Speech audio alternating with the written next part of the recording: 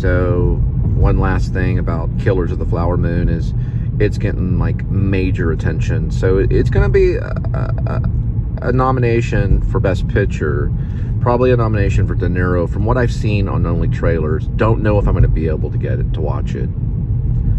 Probably not in the theater. We're budgeting tightly, but it's on every talk show. It just premiered a few days ago in October, and it's getting a lot of attention. So that's going to be a nominee.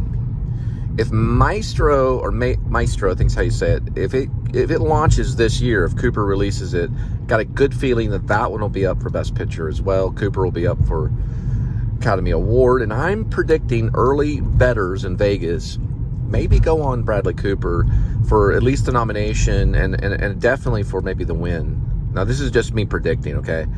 Last year, I got it right. It was Brendan Fraser. Brendan Fraser is also in Killers of the Flower Moon with Scorsese under his direction. I got it right, and that one hard. The Brendan Fraser Best Actor thing was not hard. Most people knew that he was going to get it. But I saw the makeup with Bradley Cooper. He's a peer of mine, and this could be a good chance for him to get the golden statue of the Oscar. We'll see if Maestro is released. If I had to choose which one, Cooper's kind of, I've never met him, but my teachers would talk about him, and other people that knew him kind of would talk about him and stuff. So he was always kind of like a hidden friend. I might try to go see Maestro if it's released this year at the theater, possibly.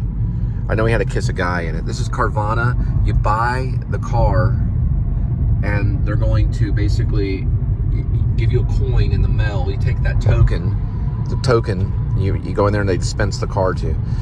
Anyway, it's a good chance. I think maybe Cooper might get it. Now, he's nominated 9 times. He's a serious actor. He's really good. He underplays a lot of stuff. I just saw him. I think he's so far the best thing I've seen in Sex and the City. I haven't watched hardly any Sex and the City at all, really at all. Linda sent me a photo of a clip. She's doing screenshots of it. She's watching it. She got it from the library, and it's just some guy looks like Ryan Reynolds that's dancing in a dance party scene sequence. I'll see if I can show that to you, what she sent me. It's not Ryan Reynolds though, but Cooper is like one of the biggest things that came out of Sex and the City, and I thought The Cigarette Smoking Man was a good performance for a first time actor. You know, going in and playing a little small role with Sarah Jessica Parker. He was relaxed, laughing. It's a cool little Lynchian kind of scene because he pulls up to get his cigarettes and she disappears, or she basically gets out of the car. I like The Mule. I think he's good in The Mule. I think he's got a potential, and I see him with an Oscar. That's a big deal. You know, you can't get a better award for an actor. It just doesn't happen. I would never have predicted it with Will Smith. In a million years, I would never have predicted it. Although he was, I think, nominated for Ali. And then he was nominated for King Richard and got it. And so you never know with the Oscar. It goes to grit. Grit's a big part of it. It goes to the heart. You know, those that win it have heart. It's always a grounded performance that the public can connect with. That's why the Oscar is such an important award. You know, the Academy Awards. A lot of people, you know, they don't like it and stuff. I understand. I'm a fan of it. I like the Oscars. I like being around that kind of stuff. I would love to visit the museum. But it would be so cool if Cooper won, because for one thing, we went to the same school, and it would really bring the notches up on the actor studio. It'd also bring the notches up on the actor studio drama school, where people are like, hey, this is a serious school. And guys, it is. It's not easy. I only made it through 1 year. Not everybody makes it through the 3-year program of the Actor Studio Drama School. It's a famous school. It's still around. It's at Pace University in New York, right in the heart of it all, right there by Wall Street. I have a feeling they get some of the best teachers around. They're not NYU. They're not Yale. They're a tight little school, and we worked very hard. It was probably some of the hardest times of my life, trying to learn these things that are almost unlearnable. But they're nice people. Both the teachers have passed away. Bob Lavelle was my teacher. He passed away of cancer. Kemp was Bradley's teacher, and she passed away, I think, of cancer too. And we lost James Lipton a few years ago to cancer as well.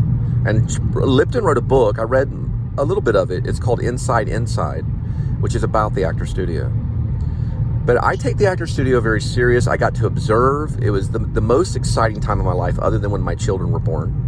Just going there, getting to the actor studio, going inside. This is where James Dean stood. Marlon Brando would be there doing scene work with Lee Strasberg. I claim Lee Strasberg is the greatest acting teacher of all time. If you ever seen him work, the man's lost in his work as a teacher. He was a wild man. You know, he was a werewolf of a teacher.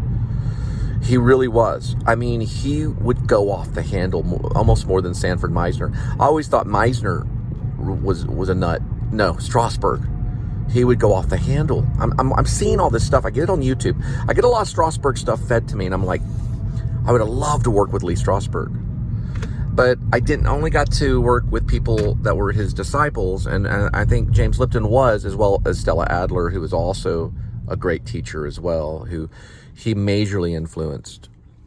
Lipton majorly influenced all of us. But Lipton was very lighthearted. He was probably the opposite of Lee Strasberg, if you know what I mean. He was big in the industry. Fame. He only talked as an intellectual.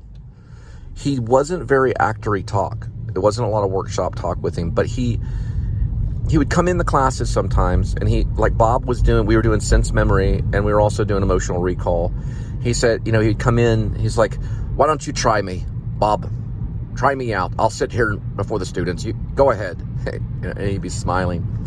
He was a jokester. He was funny. Humor was his first thing that he would go for. But he could recognize actors. He discovered me in West Hollywood. He also discovered Bradley coming out of Georgetown, doing Mass Appeal, which is another great play too. But Lipton is well missed. You know, he was well missed. Always felt safe knowing he was around. Let me just put it that way. Lipton taught with love. He was loving. He was caring. And he did dismiss me. He did suspend me. He didn't expel me. But he wanted, I was a little nutty, you know, because I poured a bucket of paint in a washing machine that a lady was doing her wash, and they thought, nope, Cole, you need to go home. That's not part of Oswald and Ghost of Ibsen. It doesn't connect.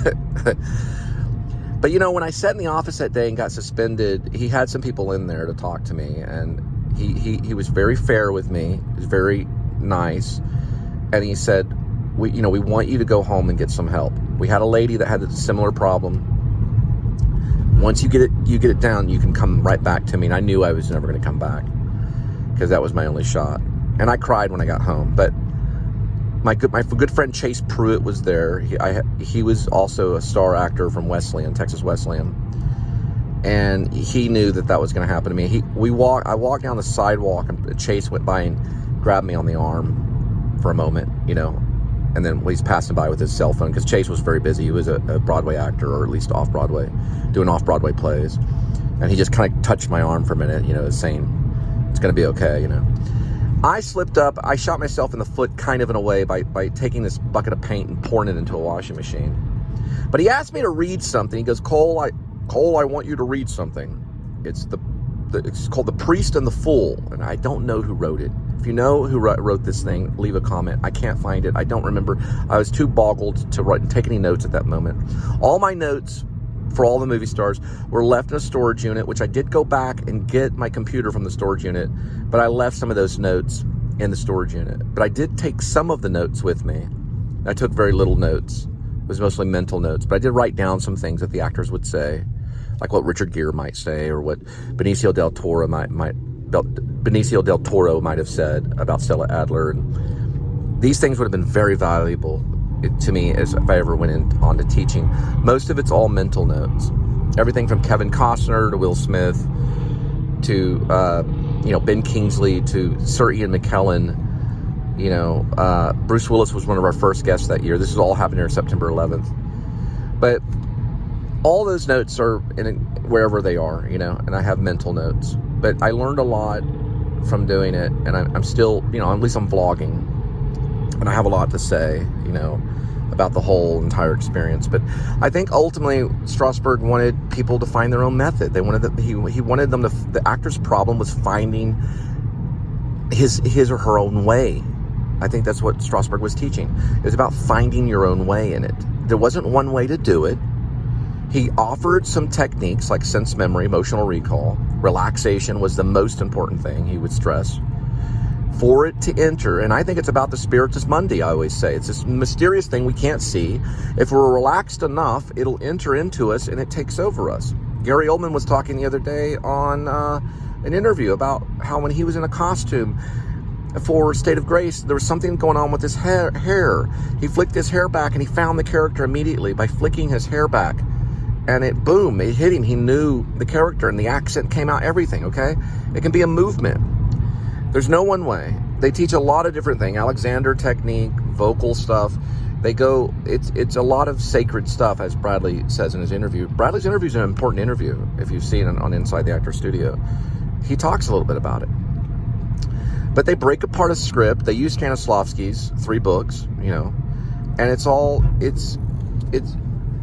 you know, building a character, creating a role. The actor prepares is like the first one, and creating a role, and they building a character. They use those 3 as a basis. There's no major secrets other than I think Strasberg wanted to push finding your own method and your own way to approach what you think is. And also another thing Oldman was saying the other night was that he felt it was all based in instinct, and I believe that too. And I think Meisner believed that as well. He had read Meisner and Stella Adler. But the instinct can take over. It's born. It's bred in us at birth. It's a survival instinct. It's a survival mechanism that we have inside of us, and we all can do it. Look, you never say, "Hey, this guy can't act." You never say that.